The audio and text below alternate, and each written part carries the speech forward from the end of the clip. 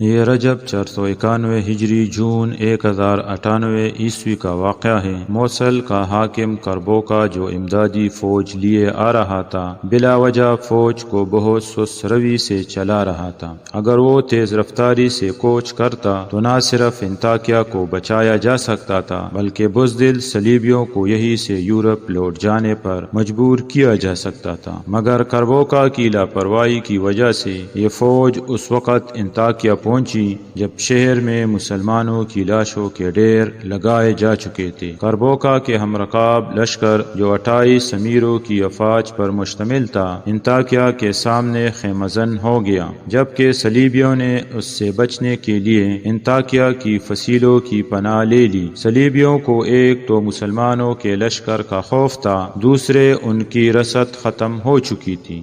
وہ گھوڑوں کو کاٹ کاٹ کر اور درختوں کے پتے چبا کر اپنا پیٹ بھر رہے تھے۔ انہوں نے گھبرا کر کربوکا سے امان مانگی، مگر کربوکا نے جواب دیا، اب تو تلوار ہی فیصلہ کرے گی۔ کربوکا کا یہ جواب شجاعت نہیں، تکبر پر مبنی تھا۔ وہ ایک بد اخلاق انسان تھا جس کی درشتی اور تحقیر آمیز رویے سے تمام ماتحت افسران بددل ہو چکے تھے۔ ادھر نصرانیوں کو موت اور زندگی کی کشمکش میں دیکھ کر ان کے ایک راہب نے عجیب چال چلی۔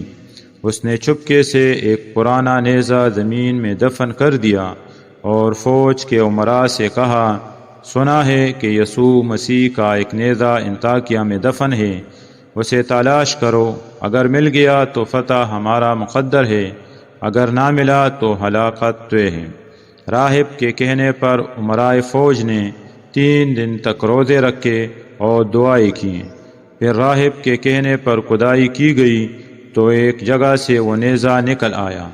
اس سے صلیبیوں میں ایک جوش پھیل گیا اور وہ مقابلے کے لیے کمر بستہ ہو کر کھلے میدان میں نکل آئے۔ 25 رجب 491 ہجری 28 جون 1098 عیسوی کو دونوں لشکروں میں گھمسان کا رن پڑا۔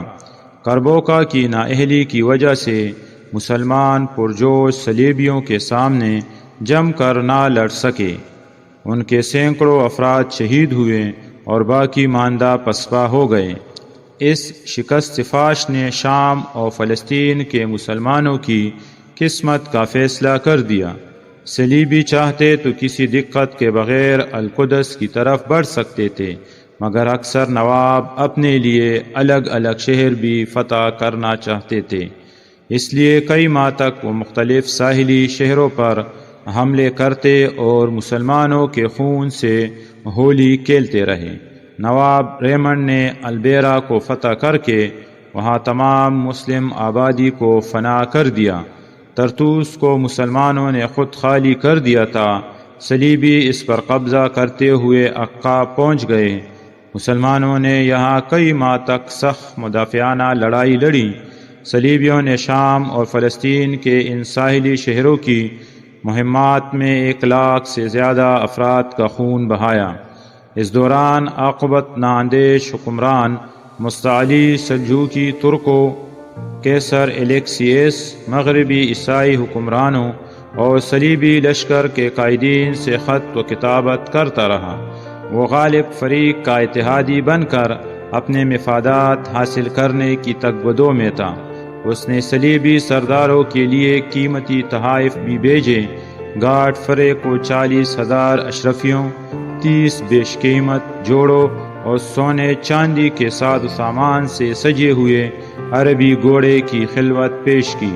مستعلی کی خواہش تھی کہ وہ کسی طرح بیت المقدس کو، جسے اس نے کچھ مدت قبل ہی سلجوقیوں سے چھینا تھا، بدستور اپنے پاس رکھے، مگر صلیبیوں نے اس کی خواہش کو دوبارہ حقارت سے مسرد کر دیا۔ آخر کار عیسائی لشکر سمندر کے ساتھ ساتھ سفر کرتے ہوئے رملہ سے ہو کر 6 جون 1099 عیسوی کو القدس کے سامنے پہنچ گیا، جہاں مستعلی کا نائب افتخار الدولہ انتظام سنبھالے ہوئے تھا۔ یہاں تک پہنچتے پہنچتے 3 لاکھ صلیبیوں میں سے صرف 50,000 افراد رہ گئے تھے۔ اگر مسلمان اتحاد و اتفاق سے کام لیتے تو اس لشکر کو شکست دینا کچھ مشکل نہ تھا، مگر افسوس کہ القدس کے محصورین کے لیے شام سے لے کر بغداد تک کہیں سے کوئی مدد نہ پہنچی، اور تاریخ کا وہ دردناک دن آ کر رہا جب صلیبیوں نے 42 دن کے محاصرے کے بعد بیت المقدس پر قبضہ کر لیا اور وہاں خون کی ندیاں بہا دی۔ فرانسیسی مورخ میشو کے بقول صلیبیوں نے ایسے تعصب کا ثبوت دیا جس کی مثال نہیں ملتی۔ عربوں کو اونچے اونچے برجوں اور مکانوں کی چھتوں سے گرایا گیا، آگ میں زندہ جلایا گیا، گھروں سے نکال کر میدانوں میں جانوروں کی طرح گھسیٹا گیا۔ صلیبی جنگجو مسلمانوں کو مقتول مسلمانوں کی لاشوں پر لے جا کر قتل کرتے۔ کئی ہفتوں تک قتل عام کا یہ سلسلہ جاری رہا۔ 70,000 سے زائد مسلمان صرف مسجد اقصی میں تحقیق کیے گئے۔ یہ تاریخی کہانی ابھی جاری ہے۔